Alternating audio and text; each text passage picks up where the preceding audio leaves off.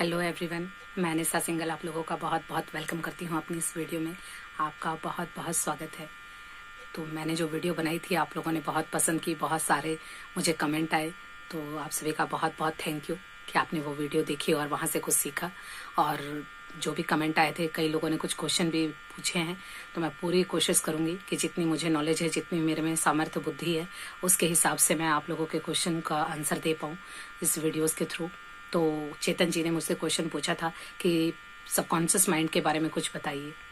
तो आपने जो ये सवाल किया है, आपने स्पष्ट नहीं लिखा था कि आप सबकॉन्शियस माइंड के बारे में क्या जानना चाहते हैं, क्योंकि ऑलरेडी ये बहुत बड़ा टॉपिक है, एक वीडियो में कवर कर पाना मुश्किल है। लेकिन फिर भी जैसा मुझे समझ में आया कि आप सबकॉन्शियस माइंड की पावर के थ्रू आप अपनी कोई मैनिफेस्टेशन करना चाहते हैं, मुझे ऐसा लगा। अगर ऐसा है तो फिर ये वीडियो मैं बना रही हूँ आपके लिए। तो क्योंकि जो सबकॉन्शियस माइंड है ये अपने आप में बहुत बड़ा टॉपिक है, इसको एक वीडियो में एक्सप्लेन कर पाना मुश्किल है। तो लेकिन मैं कुछ पॉइंट आपको 5 पॉइंट बताऊंगी जिससे आप कोई भी अपनी मैनिफेस्टेशन, कोई भी डिजायर, कोई भी इच्छा उसके द्वारा पूरी कर सकते हैं। तो चलिए वीडियो शुरू करते हैं। सबसे पहली बात कि ये सबकॉन्शियस माइंड होता क्या है, पहले इसको जानते हैं, फिर इसके बारे में आगे बातें करेंगे। तो हमारा जो दिमाग, हमारा माइंड है, वो एक ही है, लेकिन उसके 2 कार्य क्षेत्र हैं, यानी उसके वर्किंग प्लेस 2 हैं। एक है कॉन्शियस माइंड, एक है सबकॉन्शियस माइंड। कॉन्शियस माइंड वो होता है कि जो तर्क करता है, जो भी हम सोचते हैं क्या वो सही है या गलत है, इसका निर्णय लेता है, के सम करते हैं, उसमें जो भी हमारा दिमाग लगता है वो हमारा कॉन्शियस माइंड है। और ये हमारा 5% काम करता है, यानी हमारे जीवन पे इसका 5% प्रभाव पड़ता है। दूसरी ओर आता है सबकॉन्शियस माइंड, यानी उसके अंदर अपनी कोई बुद्धि विवेक नहीं है।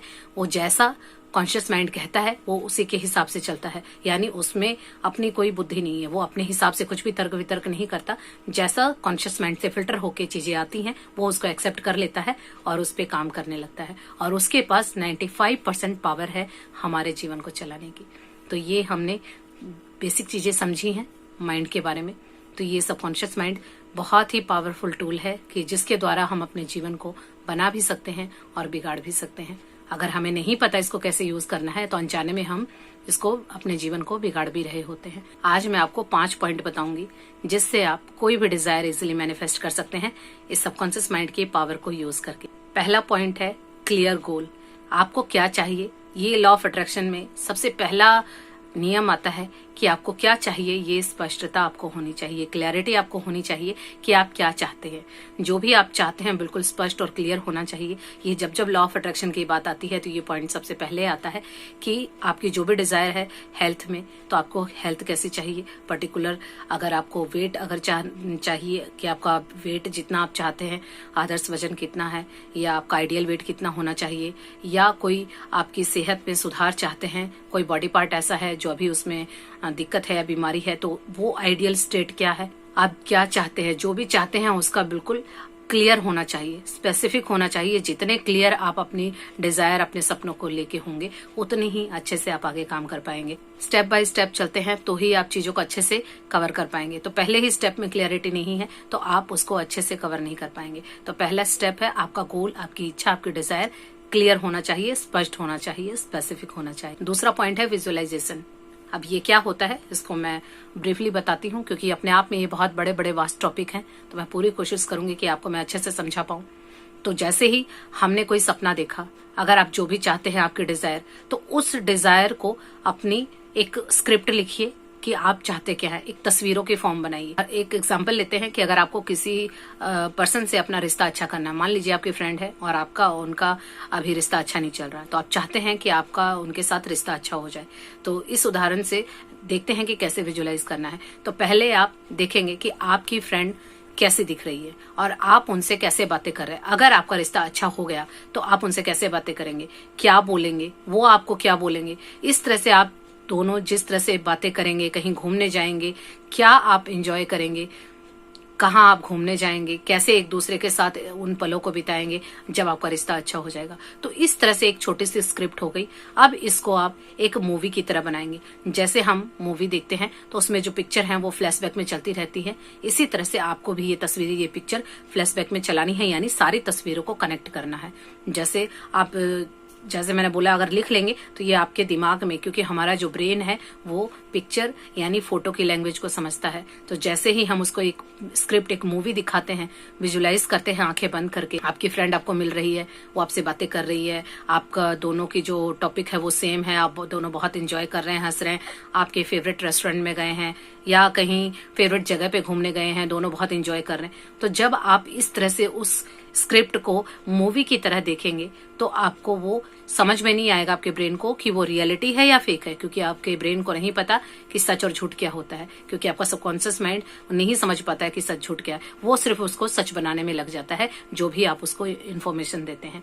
तो जब बार बार आप इस मूवी को देखेंगे, इसी को कहा जाता है विजुअलाइजेशन, यानी उस मूवी को आपको देखते हुए भावनाएं यानी फीलिंग भी आपको उसके अंदर अटैच करनी है, यानी अपनी पांचों सेंसेस का यूज करके आपको वो मूवी देखनी है। यानी आपको आपके ब्रेन को बिल्कुल उसको ये याद दिला देना है, उसको समझा देना है कि ये सच है, जैसे कि वो सच हो रहा है, सच में घटित हो रहा है, आप उसको जी रहे हैं। जब इस तरह से करेंगे तो आपके ब्रेन को नहीं पता चलेगा सच क्या है और झूठ क्या है। और जैसे ही वो सबकॉन्शियस माइंड, क्योंकि वो आपने वहां पांचों सेंसेस लगा दी, आप उसको फील कर रहे हैं, एंजॉय कर रहे हैं, खुशी, सारी चीजें जब आप इसमें फीलिंग डाल दी तो आपके सबकॉन्शियस माइंड को लगता है कि ये सच है और वो उसको सच बनाने में लग जाता है। तीसरा पॉइंट है पॉजिटिव एफर्मेशन। पॉजिटिव एफर्मेशन क्या होती है?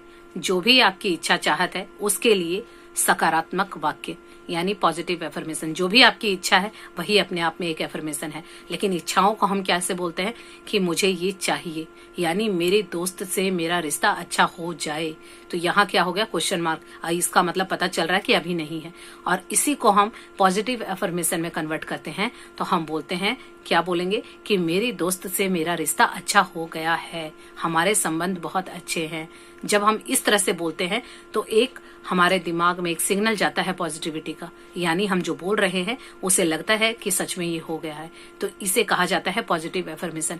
तो जब हम शुरू में ये बोलते हैं तो जो हमारा कॉन्शियस माइंड यानी चेतन मन है वो इसको मानने से इनकार कर देता है। वो यही कहता है कि झूठ बोल रहे हो, कहाँ तुम्हारा रिश्ता अच्छा है, तुम्हारा तो झगड़ा हुआ था, ऐसा कैसे।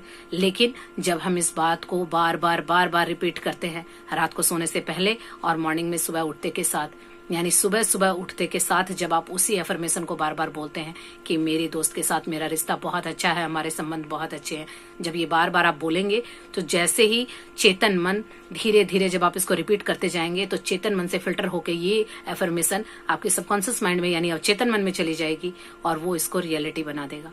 इसीलिए एक बार बोलने से तो आपका चेतन मन ही इसको डिस्कनेक्ट कर देगा, वो मानेगा ही नहीं कि आप सच बोल रहे हैं। तो आप इसको बार बार रिपीट करेंगे, बार बार जितनी बार इसको रिपीट करेंगे तो एक प्रिंट बनता जाता है आपके माइंड में और फिर वो सबकॉन्शियस माइंड में चला जाता है। तो इसीलिए रात को सोने से पहले और सुबह उठते के साथ ये दो जो टाइम होते हैं, इस टाइम हमारा सबकॉन्शियस माइंड बहुत एक्टिव होता है, क्योंकि हमारा कॉन्शियस माइंड जब हम सोते हैं तो वो भी सो जाता है, लेकिन जो सबकॉन्शियस माइंड है वो 24/7 काम करता रहता है, वो सोता नहीं है। तो इसीलिए जब हमारा कॉन्शियस माइंड सो जाता है उस टाइम अगर हम एफर्मेशन बोलते हैं तो वो इजिली सबकॉन्शियस माइंड में चली जाती है। तो ये वो तरीका है पॉजिटिव एफर्मेशन बोलने का। तो जो भी आपकी डिजायर है आप उसकी एक सकारात्मक वाक्य, एक पॉजिटिव स्टेटमेंट बनाइए और रात को सोने से पहले और सुबह उठते के साथ, ये दोनों टाइम आपका सबकॉन्शियस माइंड एक्टिव होता है तो आप दोनों वक्त ये एफर्मेशन बार बार दोहरा सकते हैं। चौथा पॉइंट है ग्रेटिट्यूड। ग्रेटिट्यूड मतलब आभार व्यक्त करना। ये एक माइंड को हैक करने का हमारा तरीका है। हम आभार, कृतज्ञता किस चीज का व्यक्त करते हैं? जब कोई काम फिनिश हो जाता है, किसी ने मुझे कुछ दिया, किसी ने मेरे लिए कुछ काम किया, यानी वो कंप्लीट हो गया, तब मैं सामने वाले को थैंक यू या ग्रेटिट्यूड देती हूँ। तो अगर हम जो भी मेरे डिजायर है उसके पूरे होने से पहले ही अगर मैं थैंक यू लिखूं तो इससे दो काम होंगे। एक तो हमारे ब्रेन को सिग्नल जाएगा कि अच्छा ये काम कंप्लीट हो चुका है, और दूसरा उसमें पॉजिटिविटी जाएगी। तो इस तरह से जब हम लिखेंगे, जैसे उसी उदाहरण को लेते हैं कि मेरी फ्रेंड से मेरा रिश्ता बहुत अच्छा हो गया है, तो इसको हम ग्रेटिट्यूड देंगे, यानी थैंक यू यूनिवर्स, या जिस भी शक्ति को आप जिस भी शक्ति में आप विश्वास करते हैं उस शक्ति। देखिए, विश्वास सबसे ज्यादा जरूरी है, बिना विश्वास के कुछ नहीं होगा।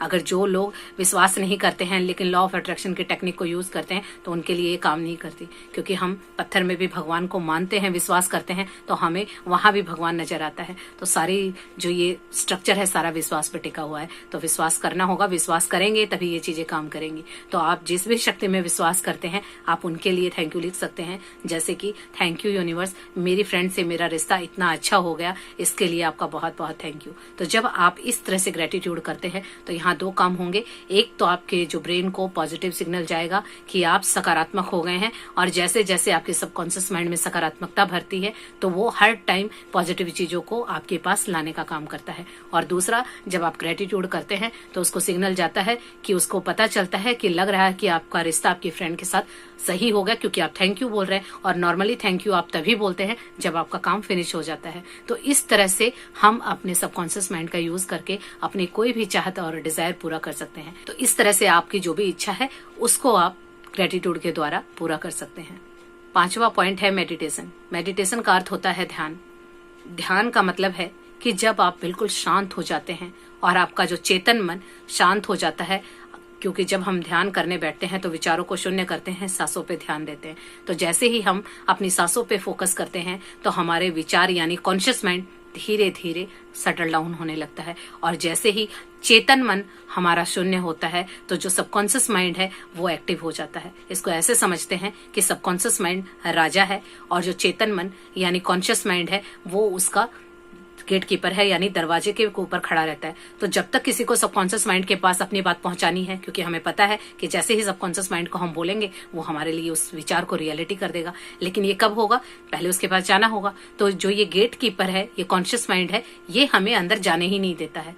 तो ये हमने पहला क्या हैक किया कि हमने रात को जब ये सो जाता है और मॉर्निंग में भी जब ये सुबह उठते हैं तो ये भी सोया रहता है। तो 2 टाइम हम सबकॉन्शियस माइंड के पास डायरेक्ट जा सकते हैं। और एक ये हैक करने का तरीका है कि जब आप ध्यान की अवस्था में होते हैं, तो जब ध्यान करते हैं तो आपका कॉन्शियस माइंड सो जाता है, न्यूट्रल हो जाता है, शून्य हो जाता है, विचार नहीं आते हैं।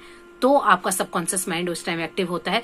तो ये उस टाइम क्लियर रास्ता, बिल्कुल साफ रास्ता होता है कि डायरेक्ट आप कोई भी मैसेज अपने सबकॉन्शियस माइंड में पहुंचा सकते हैं, क्योंकि उस वक्त आपका लॉजिकल माइंड एक्टिव नहीं होता है। आप जो भी कुछ बोलते हैं, जो भी मैसेज, जो भी कमांड अपने दिमाग को देते हैं, वो डायरेक्ट आपके सबकॉन्शियस माइंड में जाती है। तो उस वक्त आप जो भी बोल रहे होते हैं उस टाइम आपकी अल्फा स्टेट होती है, और अल्फा स्टेट में जो भी आप विचार, जो भी मैसेज अपने दिमाग को देते हैं वो उसको एक्सेप्ट करता है और उसी पे काम करना शुरू कर देता है। तो ये 5 पॉइंट मैंने बताए हैं, ये करके आप कोई भी अपने डिजायर मैनिफेस्ट कर सकते हैं। और अगर आपको नहीं पता कि ध्यान कैसे करना है, आप बिगनर हैं या आपको ग्रेटिट्यूड के बारे में नहीं पता, तो 20 तारीख से मैं क्लासेस लेके आ रही हूँ। मॉर्निंग में 4 से 6 हम सभी ग्रुप में मेडिटेशन भी करेंगे और ग्रेटिट्यूड भी करेंगे। तो अगर आप चाहते हैं तो वो भी ज्वाइन कर सकते हैं।